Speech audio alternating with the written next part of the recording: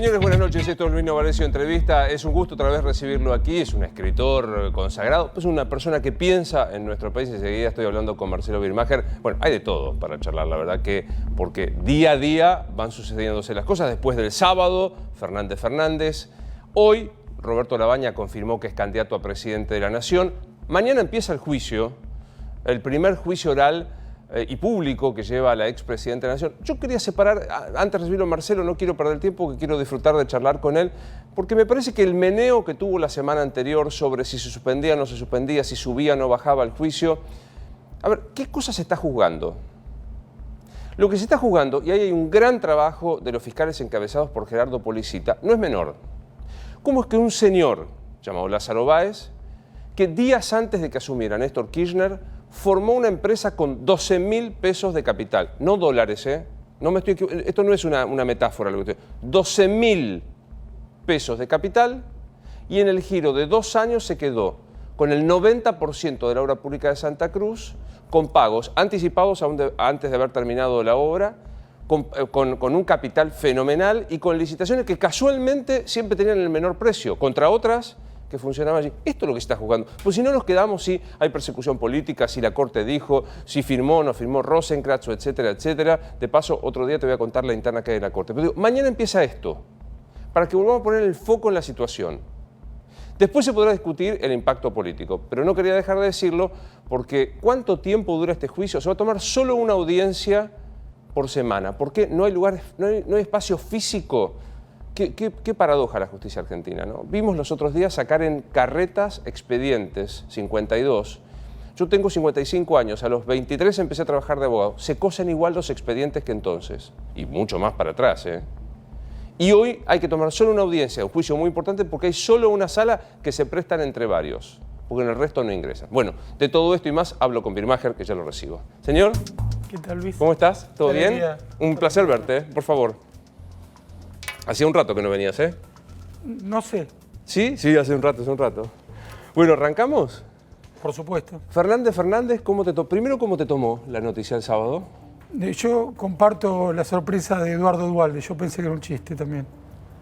Me costó aceptar que se trataba de una noticia. Bueno, lo confirmé googleando.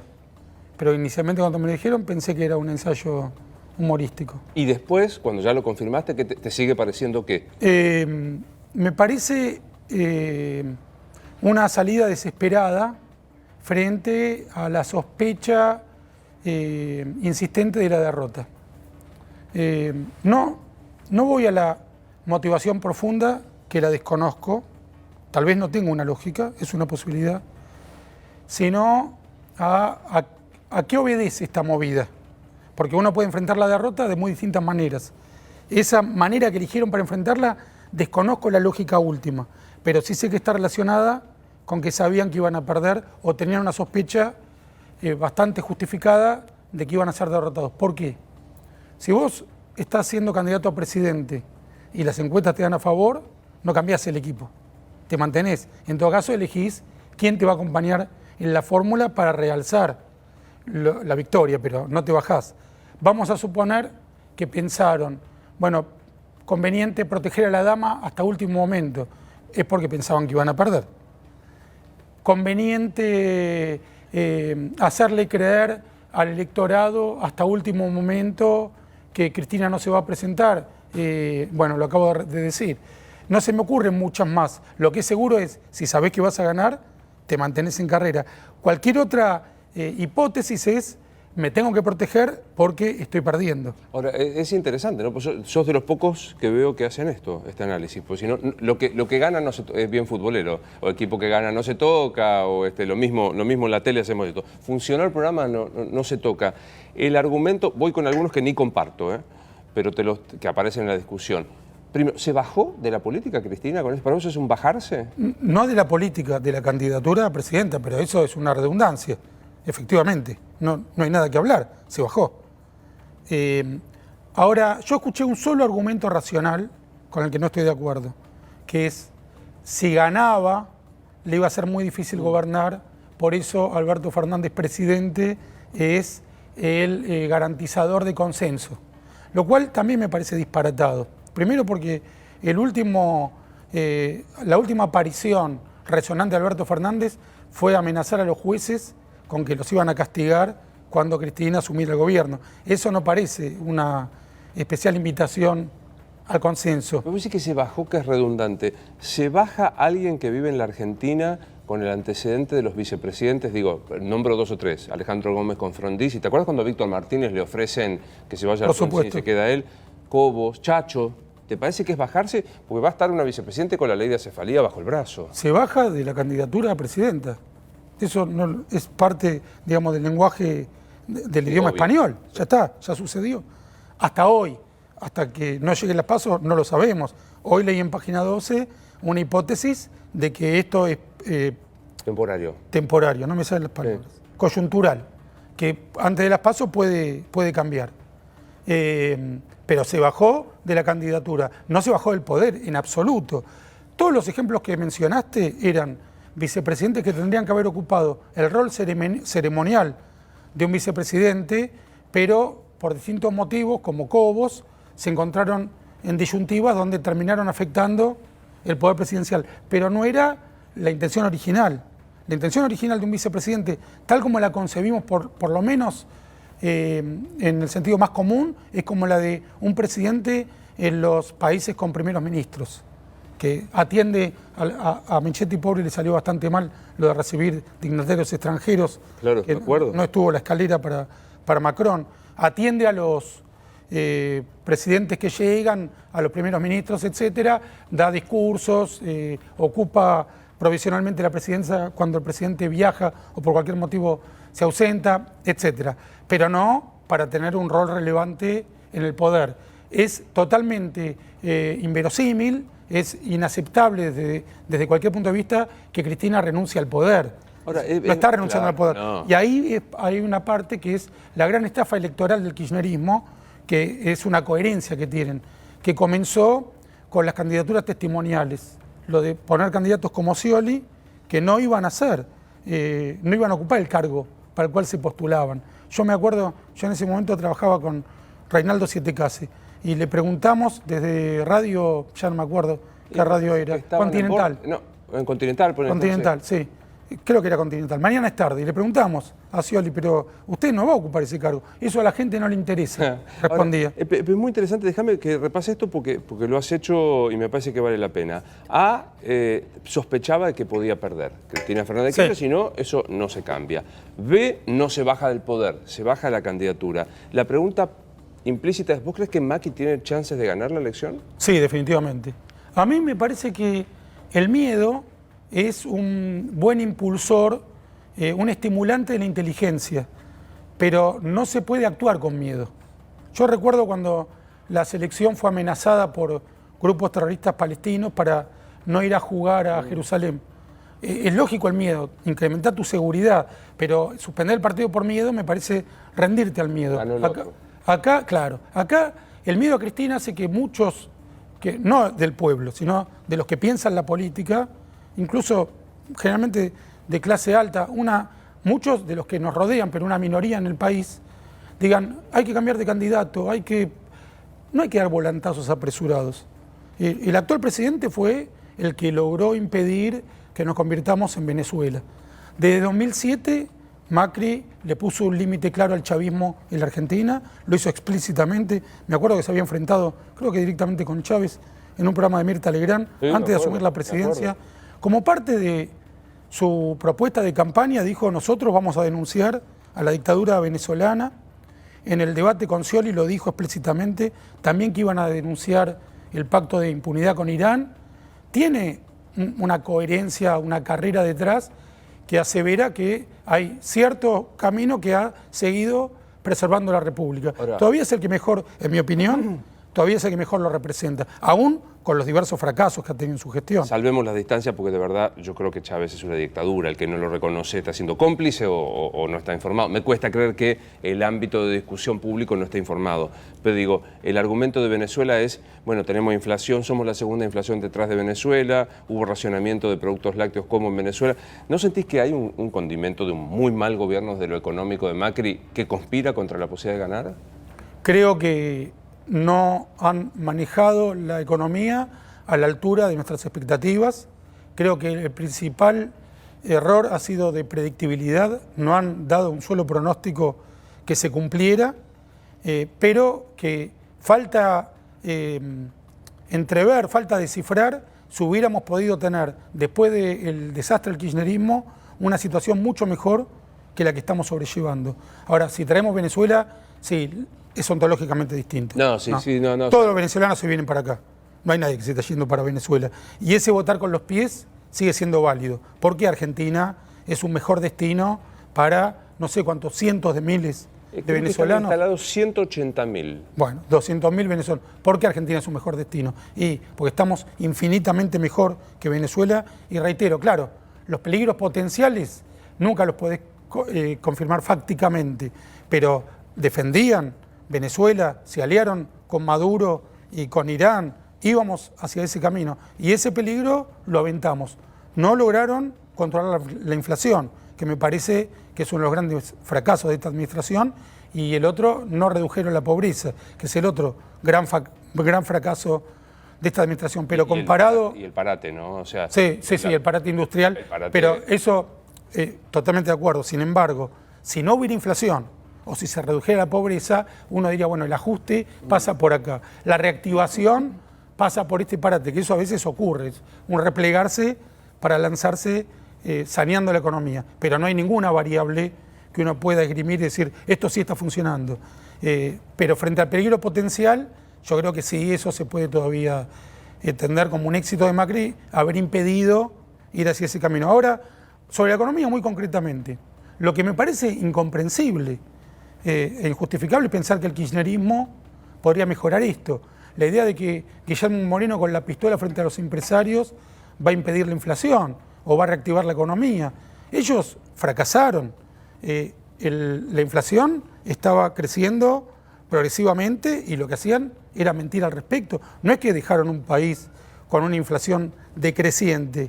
Lo paradójico es, y abro una cuestión porque después quiero hablar de el supuesto cambio de Cristina, ¿no? Lo paradójico que me parece que si el enfrentamiento es Macri-Alberto, que finalmente es Cristina, Alberto es Cristina, enfrentamos dos opciones de fracaso en respuesta, digamos. La inflación de Cristina fue el 25%, el parate también estaba existiendo, la recesión estaba existiendo. El dólar se quintuplicó desde que tomaron el poder hasta que se fueron, de 3 a 15. Después empecemos a ver las cuestiones institucionales, justicia y demás, etc. Pero digo, hoy pasa... Eso ni hablar, ¿no? Digamos, hoy el fracaso económico, el fracaso del día a día, son dos modelos que han fracasado. Es un sino el de nuestro país debatir entre los fracasos. Me parece que el fracaso económico de Cambiemos, en lo que ellos mismos postularon, claro, como lo que iban a lograr, bajar la pobreza y detener la inflación, puede ser coyuntural. No necesariamente es parte de un sistema que nos lleva fatalmente a la miseria. El sistema de la corrupción sistemática, la persecución a los medios de comunicación, la irrupción violenta en la justicia, el asesinato de un fiscal que el Poder Ejecutivo encubre y la presidenta en persona ordena a la Fuerza de Seguridad no investigar qué ocurrió con ese asesinato. Todo eso nos lleva fatalmente a la miseria. Frente a eso, no hay posibilidad de que eso salga bien. Y reitero, no dejaron un país funcionando y creciendo. Las variables que decía el kirchnerismo no solo no se cumplían, mentían, negaban la pobreza. Marcelo, ¿no crees en la Cristina herbívora que se quiere? Viste, usemos terminología peronista, soy un león herbívoro, dijo el general en su tercera presidencia. ¿No crees en la Cristina herbívora? Yo leí el libro completo y eso tiene que tener algún rédito, haber hecho ese esfuerzo. Uno de los méritos es saber que ella planea una venganza contra la justicia, contra los medios de comunicación, contra, como hacía en su gobierno, ella elegía individuos de entre la población para insultarlos personalmente, para agredirlos, para humillarlos delante del pueblo, por cadena nacional. Un anciano, un escritor, una periodista, su clac de bufones se reían cuando ella se burlaba de otra mujer. Eso en el libro lo deja bastante asentado. El tema, por ejemplo, del memorándum con Irán, que tiene un modo de funcionamiento pendular. Ella dio el mejor discurso que se haya dado reclamándole a Irán la entrega de los sospechosos por el atentado contra la AMIA. Y recalcó con mucha justicia y sinceridad que Ahmadinejad negaba el holocausto. Ese discurso, si no me equivoco, lo dio en 2009 en la Asamblea General de Naciones Unidas. Posteriormente hizo el pacto de impunidad.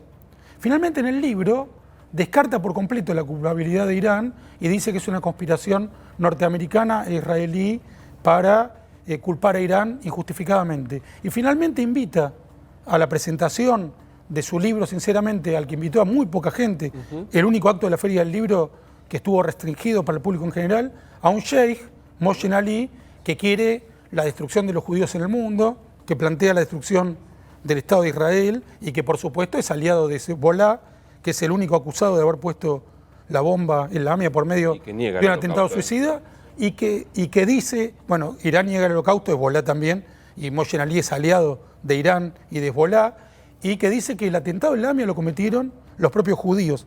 Eso es nazi, eso es el nazismo contemporáneo, no hay otra manera de definirlo. Y Cristina, a la cual yo acá definí alguna vez de ultraderecha, no ultrafanática como pusieron en el graph, sino de ultraderecha, lo invita porque ese es su ecosistema ideológico. Ahí se siente cómoda.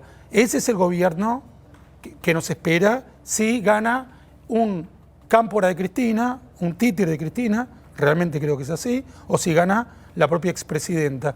Ahora, ¿por qué cámpora? El que trae la metáfora es Alberto Fernández. El mismo. Dice, Alberto Cristina Fernández. No es Perón, yo no soy cámpora. No, previo. En un audio de una nota radial que le hicieron 2 o 3 días antes de que ocupara este triste papel, él dice, no podemos caer en el error de que Cristina vuelva a elegir a dedo a un subrogante, a alguien que va a ser presidente por ella mientras ella dirige desde su domicilio.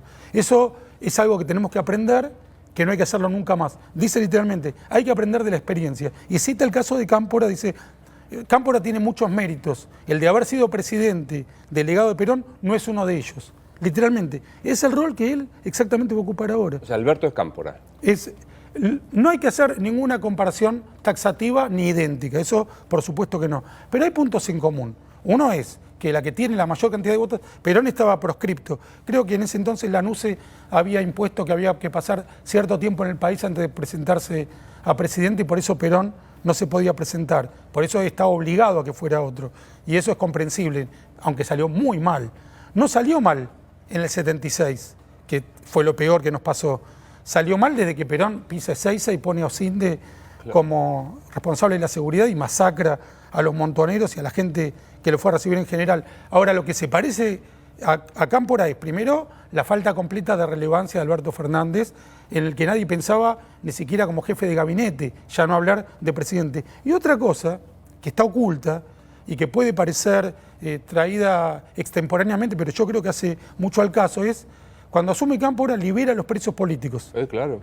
Y el kirchnerismo está planteando que gente como Milani es presa política, que está siendo juzgada por crímenes de lesa humanidad, no por los asesinatos y desapariciones de los que está acusado, sino por haber sido kirchnerista. Entonces van a plantear, como hicieron en su momento, liberar a Milani, porque lo consideran un preso político. Y ahí también se vuelve a parecer al camporismo. Pensaba, digo, hoy hablé con alguien, y voy a reservarme el nombre, me entenderás por una cuestión de fuentes, porque alguien muy, muy importante en el armado, de los nuevos que aparecieron en este momento de Cristina, pero muy importante, que está absolutamente desilusionado con Alberto Fernández, pero absoluto. Yo creo que hay un sector del kirchnerismo más duro que a Alberto no le cuaja de ninguna manera, y que ella no vaya como candidata no le cuaja.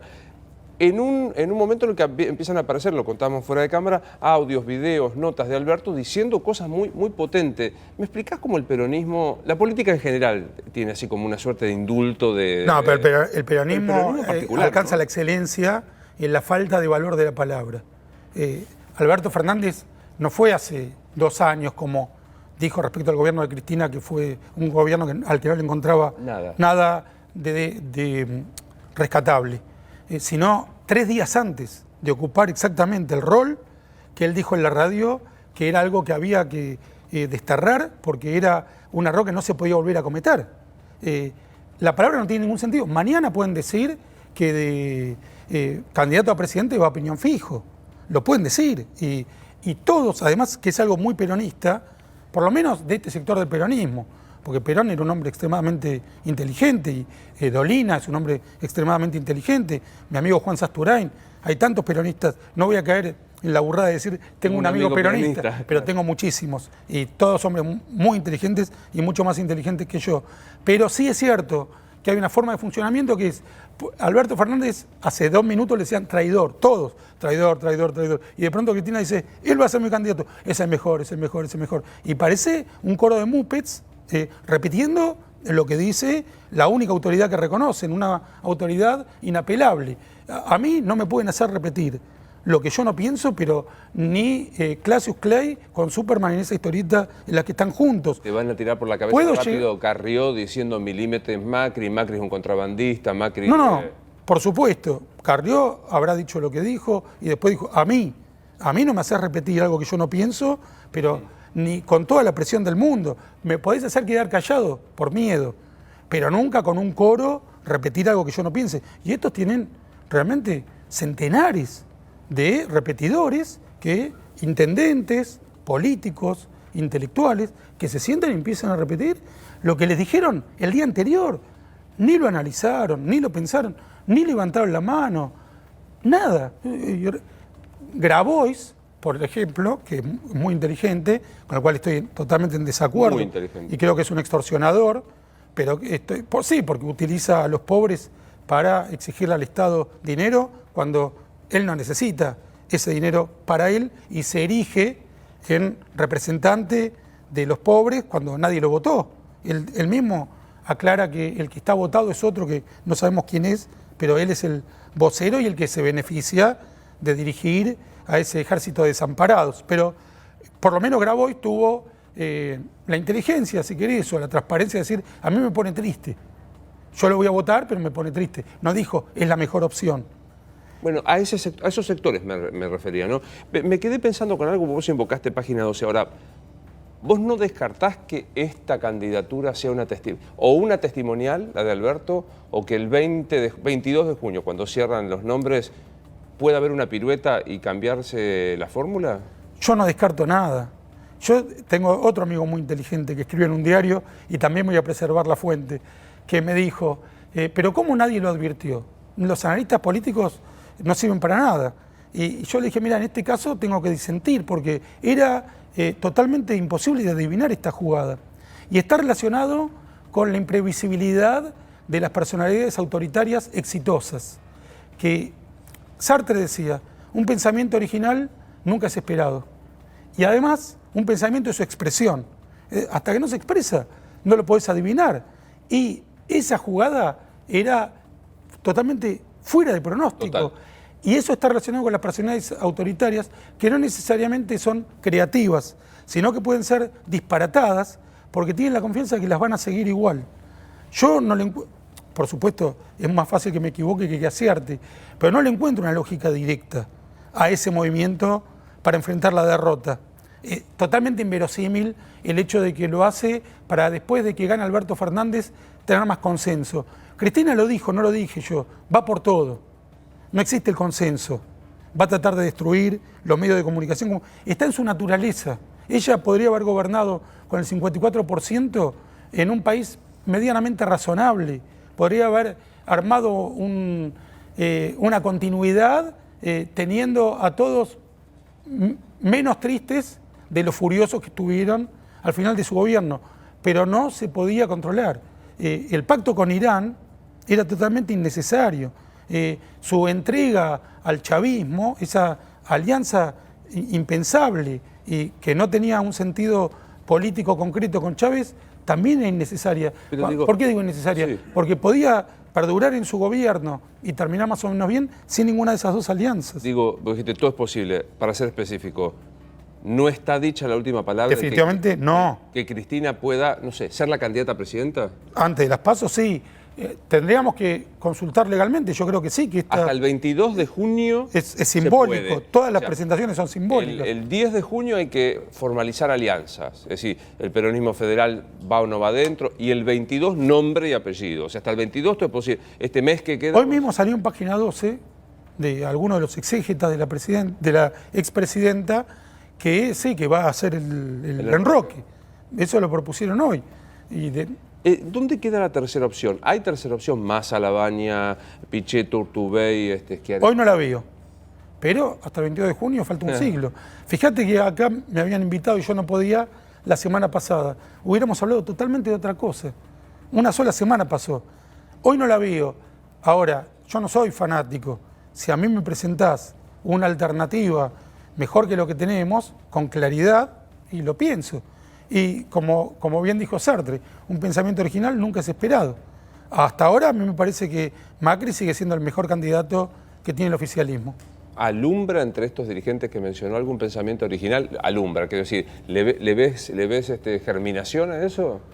Yo con Pichetto tuve muchas diferencias, pero me parece que todas las declaraciones que tuvo en los últimos años y especialmente meses siempre son centradas, es una oposición racional, contribuye a mantener la República, pero no lo veo como candidato. Lavagna creo que no pudo controlar a los Kirchner, tuvo un buen desempeño, pero no jugó un rol determinante en combatir la corrupción y el autoritarismo kirchnerista. Es cierto que dio aquel famoso discurso en que él habló de corrupción, pero no fue insistente, no fue perseverante en rescatarnos de lo que él mismo había participado. Massa me parece que es muy oportunista. Massa padeció una incursión en su propia casa, sí, claro, que creo que está preso. El servicio de inteligencia está condenado y está preso. Y él lo relata siempre, que me solidarizo con él, ¿no? Por supuesto. Pero nunca dice quién se lo mandó, que era un monotributista. Ese entró por su cuenta. Efectivamente no era un ladrón, según el relato de Massa. Estaba relacionado con su actividad política. Él la había ganado a Cristina. Pero no termina de revelar quién le mandó a ese intruso, a ese delincuente, a ese criminal, que por suerte fue atrapado. Ese temor o esa falta de información o esa falta de compromiso político en decir, esto no, el que me lo mandó es este y con ese yo no acuerdo jamás, eso me provoca desconfianza. ¿Y qué te pasa con el fenómeno Schiaretti, ¿no? Un hombre que ha hecho una campaña en su provincia, no habla con los medios nacionales, se mandó a silencio, hoy habló en Canal 10 de Córdoba y habla en su provincia y el miércoles tiene el summit de alternativa. A mí me parece muy razonable todo lo que dijo Schiaretti en su discurso de asunción de reelección del cargo, ¿no es cierto? No lo conozco lo suficiente, pero no tengo nada hasta donde yo lo conozco, no tengo nada para criticarlo. Pero mi ignorancia es enciclopédica, hay temas sobre los que no tengo capacidad de opinión. Este es uno, pero no dijo nada que a mí me resulte irritante. Dijiste al pasar, y quiero detenerme ahí, sobre el tema de que el susto por ahí genera volantazos. Vos no ves opción de plan B. ¿No crees que hoy una María Eugenia Vidal, un Horacio Rodríguez Larreta oxigenarían el desencanto? Dirían, bueno, no nos va bien, nos va mal, pero su modo de gestión es distinto. A mí, María Eugenia Vidal me pareció un artefacto político extraordinario, en el mejor sentido del término, ¿no? Te van a retar. Artefacto es una metáfora. No, pero lo dije cuando la elogié, sí, cuando acababa de ganar, en el sentido de que es una construcción personal de ella misma, muy eficaz, muy exitoso y también absolutamente sorprendente. Pero estaba en el armado de Macri. María Eugenia Vidal no tenía nombre propio cuando se propuso como gobernadora. Era una idea de Macri, así la leímos todos los que nos enteramos de ese triunfo por el que nadie apostaba. Me parece que es autónoma, una persona, repito, una política extraordinaria. Por ejemplo, aquel famoso discurso que dio una respuesta, en realidad fue en Intratables, claro, fue definitoria para las elecciones de aquel ciclo. Pero no creo que pueda tener la potencia actualmente para despegarse de ese tándem que formó con Mauricio Macri. ¿Por qué, Marcelo, a lo mejor me corregís y me decís estás equivocado, ¿por qué no hay intelectuales, actores, artistas pro? Y hay tantos K que van, digo, vos hablás de Echarri, Dupla, Florencia Peña, Daddy, que se sienta aquí, artista. ¿Por qué no hay? Vos sí te manifestás, no fanático pro. Pero no, ni siquiera soy del pro. Lo que yo hice, y lo reconozco, fue cuando fueron las elecciones contra Scioli, yo formé parte de algunos intelectuales y artistas que dijimos que íbamos a votar a Macri. ¿Por qué no hay...? Y desde entonces nunca he dicho que no lo volvería a votar, ni que me arrepiento de haberlo votado. Hoy lo votás a Macri. Hoy creo que sí, hoy creo que sí. Pero digo, ¿por qué no hay esta masividad de gente del arte, de las letras, pro? Es algo que pasa en todo el occidente democrático. Los artistas y los escritores generalmente forman parte del falso progresismo. ¿Qué es el falso progresismo? Yo he dado el ejemplo muchas veces. Foucault, por ejemplo, que era supuestamente un pensamiento subversivo en la Francia de los años 60 y 70. En el 79 acompaña a la Ayatollah Khomeini al aeropuerto de París para que tome el avión a Teherán. Lo primero que hace el Ayatollah cuando toma el poder en Teherán es empezar a matar homosexuales. Lo entrevista Oriana Fallaci. Dice, ¿por qué están matando jóvenes por la calle? Porque son sodomitas y corrompen nuestra sociedad. A ese apoyaba Foucault. ¿Foucault dijo eso? Por supuesto. No, Teherán. No, pero digo, Khomeini dijo eso. Sí. Foucault lo apoyaba y lo siguió apoyando después de esas declaraciones. Siguió diciendo, googlealo, siguió diciendo que el régimen de los ayatolás en Irán era la verdadera justicia. ¿Por qué todo el grupo del boom, desde alguien tan inteligente como García Márquez, pasando por nuestro Cortázar, apoyaban a Castro, que es la dictadura más longeva de América Latina, desde el 59 hasta nuestros días? Mirá, porque se repiten este tipo de represiones. En Cuba había campos de concentración para homosexuales. En la Isla Juventud. Solo por dar un caso, después la represión a cualquiera que pensara distinto. Nunca hubo elecciones, la imposibilidad de salir del país. Los únicos que pudieron salir masivamente del país fueron los marielitos que fueron expulsados. No podías salir del país.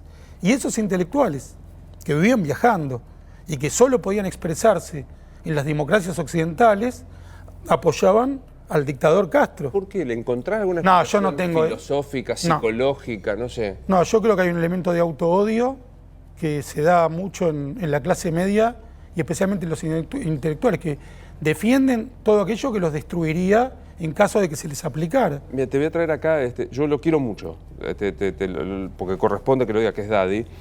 Hoy pifió, en estas horas pifió con esto del indulto. ¿Qué dijo el indulto? No de que había que liberar a las personas que estaban detenidas como presos políticos. Entiendo, ¿no? Pero, digamos, pifió. Es una opinión, sí. Ahí sentado, dijo algo que me sorprendió y que lleva a que a todos le pregunte si ética mata heladera o heladera mata ética. Daddy puso un ejemplo que me pareció muy interesante, muy gráfico y muy genial, como es él. Dice, esto es la pelea de dos borrachos. Yo tenía dos tíos borrachos, uno de whisky, borracho de whisky, y otro de vino. Cuando había que hacer el asado, se peleaban por hacerlo. Entonces uno lo injuriaba al otro diciendo, cállate que vos sos borracho de whisky. Y el otro decía, no, cállate que vos tomas mucho más vino. Y en un momento el tío del whisky decía, yo seré más borracho porque tomo whisky, pero hago mejor el asado, correte, y lo hacía. Y él dice, esto es lo mismo, somos dos borrachos, no hay que defender más que somos abstemios. ¿Cómo funciona eso? No, yo pienso que sí podemos hablar de que son dos gobiernos con innumerables falencias, pero no son similares. Y una cosa son los errores y la ineficacia y otra es poner a Milani como jefe del ejército. Otra es que asesinen a un fiscal y imponerle a la prensa, imponerle a la población que el fiscal se suicidó y que no hay que investigar al respecto. Otra es echar a un juez, a un fiscal y al Procurador General de la Nación el mismo día porque quieren juzgar al vicepresidente que bajo todo punto de vista estaba enredado con una maniobra para quedarse con la Casa de la Moneda, como finalmente se confirmó, más allá de toda duda razonable. No es lo mismo escupir en los retratos de los periodistas que no piensan como el gobierno, pagado con dinero estatal. No es lo mismo Eve de Bonafini organizando un juicio público a la manera fascista en Plaza de Mayo, pagada con dinero estatal, que la actual pelea de ideas, como la manejamos. Pero, yo lo respeto tanto a Echarri como a Daddy, como a muchos de los que mencionaste. Además de grandes artistas, me parecen gente que piensa distinto que yo. Me parece que con las distintas dificultades, la paradoja es que el que la pasó muy mal fue Alfredo Casero, que es oficialista, aparentemente, por lo menos. Mientras que no había visto casi ningún artista opositor que haya padecido el cierre de salas o el repudio que sufrió Casero con el cual me solidarizo. A mí me molesta hacer como compensaciones, ¿viste? Porque cuando vos decís esto tenés que compensar, pero digo, vos decís son incomparables. El blanqueo de dinero de los familiares de los funcionarios, el correo, el intentar poner 2 jueces por decreto como fueron Rosenkrantz y Rosati, Laura Alonso, que de paso le mando un gran saludo que me bloqueó el teléfono, diciendo yo no investigo al gobierno, que lo investiguen los fiscales. ¿No constituye también un mismo modo? Porque digo, la corrupción no es una cuestión numérica, es una cuestión de comisión o no de un acto. No, me parece que todos esos hechos que mencionaste, todos investigables, todos en principio reprobables, todos falibles y factibles de crítica, son parte de las democracias republicanas con sus falibilidades. No es comparable con un sistema semi-venezolano como fue el de los Kirchner. Creo que no tenés miedo cuando decís cada una de estas cosas, no hay posibilidad de represalias, no hay un grupo que te esté esperando afuera para tirarte piedras o insultarte, no hay un 678 que ponga tu cara. Hoy salió mi cara en página 12, porque ayer di una opinión divergente, ponen opinadores y mi cara sin mencionarme. Está bien, tienen derecho, pero es intimidante que pongan tu foto sin poner tu nombre y apellido ni mencionarte. Porque ese medio era parte del sistema de medios que escupían a los que pensaban distinto en la época. A mí alguien que escupe el retrato de un periodista o que lo intimida o que le... Yo lo entrevisté a Alberto Fernández el año pasado en un modesto programa de radio. ¿En Radio High? En Radio High, sí. Yo tengo un programa que se llama Un mate con Birmacher. Y lo primero que le dije es me solidarizo con vos porque un imbécil te escrachó en un shopping. En un shopping. Sí, me acuerdo. Y tuvimos una charla muy amable. Ahora, eso durante el kirchnerismo lo promovía el Estado. Mandaban a Delía a irrumpir en una estación de servicio o en la Plaza de Mayo a pegarle un puñetazo a un militante del campo. Esos eran funcionarios del gobierno. No es comparable. Te interrumpí, no te dejé contestar. ¿No oxigena María Eugenia Vidal o Larreta en esta coyuntura donde me parece que vas a coincidir, independiente de la valoración? Cristina ocupa la centralidad de la política, o sea, actúa y ocupa la centralidad. Sí. En este quitar la centralidad, ¿no oxigena pensar en otro candidato que no sea Macri? Lo nuevo siempre tiene la ventaja de lo nuevo, como el grupo Podemos en España. Claro. Yo lo escribí en Clarín hace varios años, de que no iban a llegar muy lejos, pero que la novedad, uno se rinde ante la novedad, deja que pase y después nos damos cuenta que no era tan distinto, excepto las cosas verdaderamente distintas que nadie se las ve venir. Probablemente tuvieran el oxígeno de la novedad, pero no la persistencia que lleva al triunfo. Eso es lo que me parece faliblemente hoy. No, de lo que te digo sobre el autoritarismo kirchnerista estoy convencido. Sobre el peligro de que ese tipo de forma de gobernar reasuma el poder de la Argentina, estoy convencido. En cómo detenerlo, yo creo que Macri sigue siendo la mejor opción, pero no apuesto 100% como se ha puesto contra eso.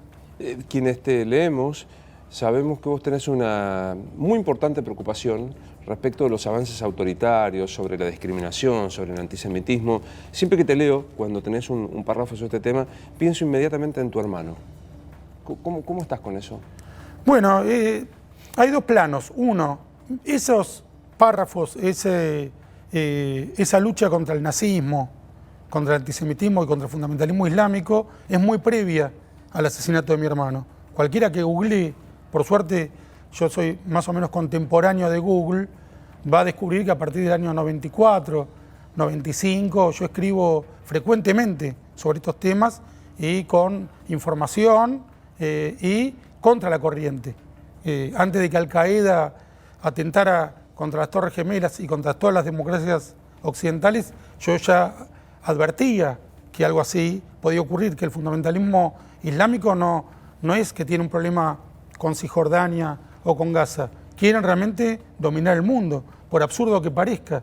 Y lo bizarro de su pretensión es parte de su ventaja, porque suena inverosímil. Aclaro para quienes nos están viendo y no saben de la historia de tu hermano, que tu hermano fue asesinado en Jerusalén. Sí. ¿Tu hermano era rabino? Era rabino. ¿Y fue asesinado? Fue por dos fundamentalistas islámicos palestinos a cuchillazos. Dos, no sé cómo denominarlos, tenían 20 años. Y afortunadamente fueron neutralizados por las propias personas que había ahí, y muy lamentablemente un héroe, nunca me acuerdo el nombre, cuando no me pongo nervioso me lo acuerdo, trató de defender a mi hermano. Se defendió con las manos, luchó, pegó puñetazos. Yo no vi nunca el video, pero me lo contaron. Y este hombre se acercó también a defender, porque en Israel se defienden contra los fundamentalistas islámicos, no pactan con los fundamentalistas islámicos, no los indultan, no los dejan impunes, se defienden como pueden, cuando se puede con la justicia. Cuando hay un prisionero ya atrapado, solo la justicia. Ahora, cuando están en funcionamiento, hay que defenderse. Y afortunadamente pudieron neutralizarlos con la muerte.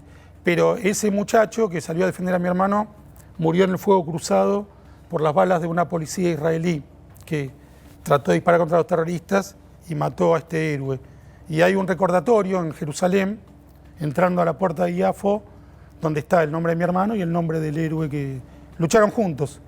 Pero yo repito, escribía de mucho antes sobre esto, no me cambió mi forma de pensar, ni siquiera aumentó mi advertencia y mi lucha contra este peligro. Lo que sí, no es una tranquilidad, pero es una convicción de que los judíos sabemos que pasear por Israel, vivir en Israel, estar en el mundo, implica que hay enemigos irracionales que odian a los judíos. ¿Cómo se convive con eso?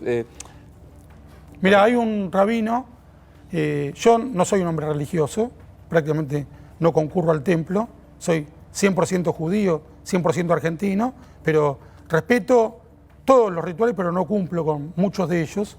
Sin embargo, sí sé encontrar la sabiduría cuando la escucho, cuando la siento, y no me importa si la sabiduría proviene de alguien religioso o de alguien laico. Y hay un rabino, Rab Nachman de Breslav, o Breslav, que tiene un verso maravilloso que dice: el mundo entero es un puente muy angosto. La vida es un puente muy angosto. Lo principal, no temer jamás. Lo principal, no temer jamás. No nos está diciendo que no tengamos miedo, creo yo, sino que uno tiene que actuar con sensatez, incluso teniendo miedo. Uno tiene que tener, en eso para mí reside la virilidad, no en el criminal que pega, no en el imbécil que insulta o le grita a una mujer o que impone su fuerza física de cualquier modo, sino en que el miedo al rechazo, el miedo a la soledad, no te haga actuar de manera irracional. Que el miedo a que gane el autoritarismo no te haga actuar de manera irracional. Que el saber que tenés un enemigo que no remite, que no hay concesión que le puedas hacer que lo tranquilice, no te convierta a vos en alguien irracional que diga, no, hay que matar, o no. Vamos, en todo caso, a perseverar en la paz, aunque no haya con quién hablar. En algún momento va a aparecer, o vamos a actuar como si en algún momento fuera a aparecer, sin dejar de defendernos, pero sin replicar el odio y el fanatismo de tu enemigo. Es muy impresionante. A mí me gusta mirar un poco los periódicos internacionales, y estamos a un rato de las elecciones europeas, de los parlamentarios europeos, y aparecen estos fenómenos: Salvini en Italia, Alternativa en Alemania, Alternativa por Alemania, Vox en España, Hungría. Y vos decís, ¿vos sentís, sos un tipo estudioso, sentís que hay un clima de los 30, de 1930? No, yo creo que el nazismo actual es básicamente el discurso y el intento de destrucción del Estado de Israel. Ese es el principio rector del nazismo actual, el focalizarse en destruir el Estado de Israel, como un modo, no casualmente, no incidentalmente, de destruir las democracias occidentales. El expresidente Julio María Sanguinetti tiene un libro que se llama Reciente Aparición, su último libro. Para mí el más lúcido de todos los expresidentes, Julio María Sanguinetti. Te recomiendo el libro. Seguramente voy a recordar mal el título, pero es Israel, la frontera de la libertad. Son todos sus artículos en defensa de la democracia en Israel, que no es la defensa ciega de Israel. A mí me interesa especialmente Israel porque soy judío, pero lo defiendo porque es una democracia. No lo defiendo por ser el Estado judío. Por ese motivo me interesa. pero la defensa es porque es la única democracia de Medio Oriente, el único lugar donde puede haber una marcha del orgullo gay en todo Medio Oriente, el único lugar ahora donde... ahora muy pronto se hace y es en Tel Aviv. El único lugar donde hay una Eurovisión de todo Medio Oriente, donde las chicas pueden ir medio desvestidas o puede haber participantes que enarbolen banderas palestinas en contra de Israel porque saben que no los van a matar. En cualquier festival iraní no podés enarbolar una bandera contra Ahmadinejad o como se llame que hasta ahora. Ni siquiera lo dejaron ir a tocar a Barenboim, que tanto los quiere y tanto odia Israel. No lo dejaron a tocar porque es judío. Bueno, eso no existe en Israel. El 20% de la población es árabe y vota como cualquier judío de Israel porque son israelíes. Votan al primer ministro, tienen sus candidatos, etcétera. Escriben lo que quieren, publican lo que quieren. Vos vas a las librerías israelíes, la mayor parte de los libros hablan en contra del primer ministro. En todo el mundo árabe, en los últimos 1000 años, se tradujeron al árabe tantos libros de otros idiomas como los que se publican en España en los últimos 5 años.